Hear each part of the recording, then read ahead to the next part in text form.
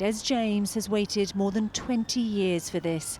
He's hoping a new inquest will bring justice for his daughter. 18-year-old Private Cheryl James died at Deepcut after being found with a single bullet wound to her head. Her family have been fighting for answers ever since. If you want to believe the MOD that they've learned the lessons, well, good luck. But I don't believe it. I don't see any evidence of it. How can you possibly say you've learned the lessons of Deepcut when there's never been any meaningful inquiry into those deaths? Those kids still haven't had any review, any investigation, any proper inquiry.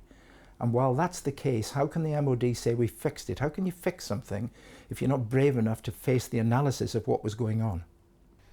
Cheryl James was among 4 young recruits who died at Deepcut Barracks between 1995 and 2002. Among them, Privates Sean Benton, Jeff Gray and James Collinson. An army inquiry found Private James killed herself, but an inquest into her death recorded an open verdict. In 2002, Surrey police launched a review into all 4 deaths, concluding there were no grounds for prosecutions. And in 2006, a High Court judge concluded the deaths were probably self-inflicted. But in 2014, the original inquest was overturned and a fresh inquest into Private James's death was ordered. The coroner said this inquest will look at how Cheryl James died, what happened on the evening before she died, and whether any third party was involved. But it won't look at whether there was an alleged wider culture of sexual abuse at the base.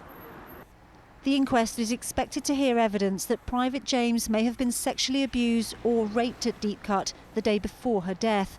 Her father says they will never get over losing her. Your life will, is never going to be the same. You have to accept that. You have to accept that there's a transformation taking place, that everything you looked forward to, her perhaps being married or grandchildren and everything, you've got to understand that that's all over with. And so I suppose the easiest way is to say that you have to reassess your expectations of life in the most tragic of circumstances. 2 decades on, the pain is still raw, but Cheryl James's family say they'll keep fighting for the truth.